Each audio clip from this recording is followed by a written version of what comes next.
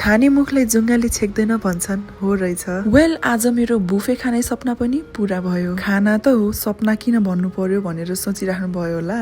I am a big time foodie अनि I always wanted to have a buffet brunch or lunch, र त्यही सपना पूरा गर्न म आए थाइचीमा थाई फुड खानको लागि। यो चाहिँ हाम्रो घरको स्टेपल थाई फुड खाने ठाउँ हो। यता आएपछि पेट मात्रै भर्दैन, मन पनि आनन्दित हुन्छ, तर अझै खानु मन लाग्छ है। मेन कोर्समा डम्पलिङ, प्रन, क्यालामारी, मसल्स अनि फिश। यो चाहिँ मैले दोस्रो प्लेट लिएको, एकदमै धेरै मन परेर हामीले चाहिँ स्टार्टर खायौँ, त्यसपछि रेस्ट लियौँ अनि फेरि मेन कोर्सतिर लागेको थियौँ। यो क्यालामारी चाहिँ मैले फर्स्ट टाइम खाएको, मलाई थाहा थिएन, तर ठिकै थियो टेस्ट वाइज चाहिँ। मसल चाहिँ अलिकति र थियो, त्यही भएर मैले धेरै खान सकिनँ। टु गल्प एभ्रिथिङ डाउन मैले चाहिँ प्यासन फ्रुट ककटेल मगाएँ। यो Thai red curry with rice यताको इज दामी अनि मैले फेरिबाट सेम कुराहरू रिपिट गरेँ। And this is the third plate. त्यसपछि पालो आयो डिजर्टको। डिजर्टमा चाहिँ यो दुईटा अप्सन थियो, दुवै मिठो थियो। व्हाइट वाला चाहिँ गुलियो अनि यो चाहिँ tangy. And this is all I at.